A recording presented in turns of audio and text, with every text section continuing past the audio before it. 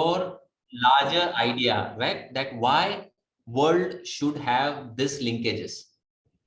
You believe that job satisfaction or certain resource, let's say your infrastructure resource creates job satisfaction, creates good performance. Now, this is your idea of how world exists, or what are the interlinkages, hidden linkages that exist in the world. That's your conceptual framework. Now you have to argue that why this thing should be linked. You derive support from theory that why this should be linked. And then when you are proposing, let's say hypothesis one, that resource, your board of directors or the infrastructure causes satisfaction. That's first hypothesis. Satisfaction causes good performance.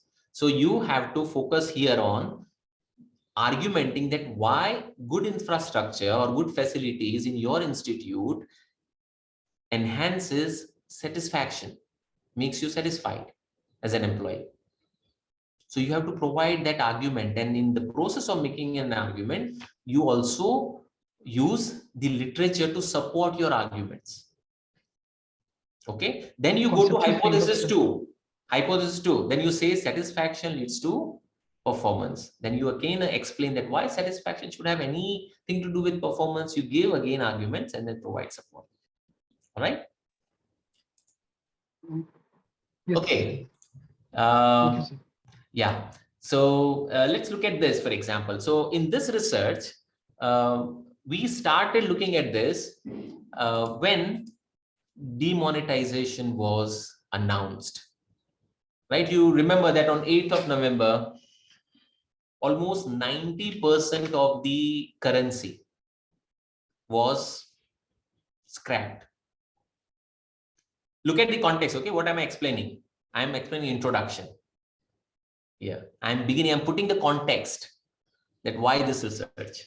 So I'm saying that with a stroke of a law, the government on this date killed 90% of the currency. Now, when 90% of the currency is gone, there is no transaction, or transactions become difficult despite people having money. Purchasing power is there, but despite that, they are not able to transact. And as a result of that, what happened? The stock market tumbled by 6% in a day. I'm also providing the data here. That stock market in this zone, the gray zone, blue zone, in a day it plummeted by 6%, which is huge plummet. Now, the context. This is also known. I'm providing support reference for that. That who said 6%, I'm saying this person. This is the evidence. But then, what was the interesting thing here? That not all the companies' share plummeted by 6%. There are certain companies whose share plummeted by 10%, and certain companies whose shares plummeted only by 3%. So the decline was not secular. Decline was differential. Even within the same sector, even within the FMCG sector, HUL's share plummeted less than Marico's share. Even in pharmaceutical, Albert's share plummeted less than Sun Pharma's share. Even in vehicle, Hero Honda share plummeted less compared to TVS shares. So why this reaction of stock market to the same event was different? Why certain companies' share plummeted less and certain companies' share plummeted more? Now, this we want to investigate and answer that to the same phenomenon of decentralization, companies or the investors reacted differently to same companies. That means certain companies were more resilient to shock. Other companies were less resilient to shocks. So what we want to explain is that what is the source of this resilience? Where does this resilience derive from? Where companies derive their resilience from? And hence, we propose that this resilience is on account of firms' innovation focus and their R&D investments, which allow them this innovation behavior and R&D behavior allows them to quickly adjust to the new scenario. And because they are coming up with new products, investors are more hopeful that these companies will recover faster than other companies who are less innovation oriented. So this is my contribution, that my study is first to identify the role of innovation orientation in generating resilience of the firm during macroeconomic shock. My study proposes that R&D is the critical mechanism through which innovation orientation delivers resilience impact. And third, mine is the first study that presents this impact of innovation and R&D in the context of macroeconomic shock for the first time, because in normal times, there are several studies which have looked at the importance of innovation focus and importance of R&D investments. So this is my introduction section, right? What am I doing here?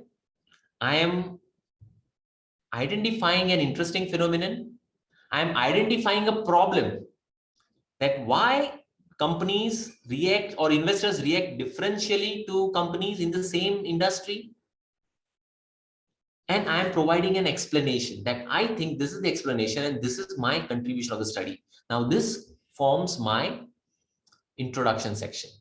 Now I move on to theoretical framework. So I focus again for theoretical framework on two things: conceptual framework, theoretical framework, and conceptual. So I derive again from a theory of RBB and say that, as theory says, that strategic orientation of an organization determines what kind of investments that company will make, and those investments will enhance firm's performance. Now I am translating it into conceptual framework, where I am saying that what is strategic orientation I'm focusing, I'm focusing on innovation focus of the company. That means if the management of the firm is focused on innovations, some firms are more innovation focused, some firms are less innovation focused. So more innovation focused firms will have what kind of strategic investment? They will focus more on investing in R&D, and through the investment in R&D, they will experience resilience to macroeconomic shock. Now, from this conceptual framework, I am deriving my variables from which on which I gather data. So innovation orientation, I am generating variables, that where would I capture innovation orientation methodology part.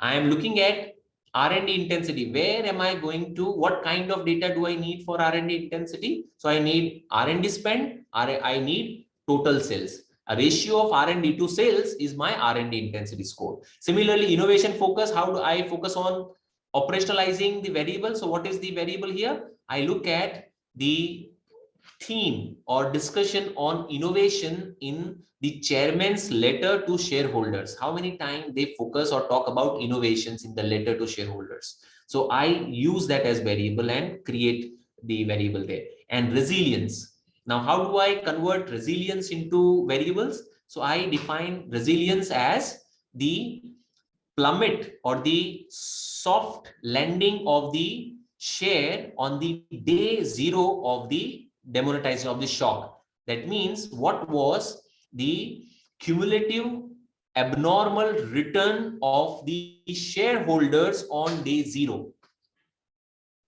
Okay, so I also now define my variable, that cumulative abnormal return on day zero of the event is calculated as resilience. So I define variables for my construct as well, and then go on to run the analysis. After that, I discuss the literature on my conceptual framework, okay, and then move to hypothesis. I argue for my hypothesis. In support, again, cite literature. As you see here, there are certain places where I'm using it. For my argumentation, I'm citing the existing literature. Similarly, for hypothesis 2, I argue and cite literature. Hypothesis 3, I argue, I cite literature. And that's how I end that first part until analysis part. Similarly, there is another one. Okay, I again needs you to allow me the host rights.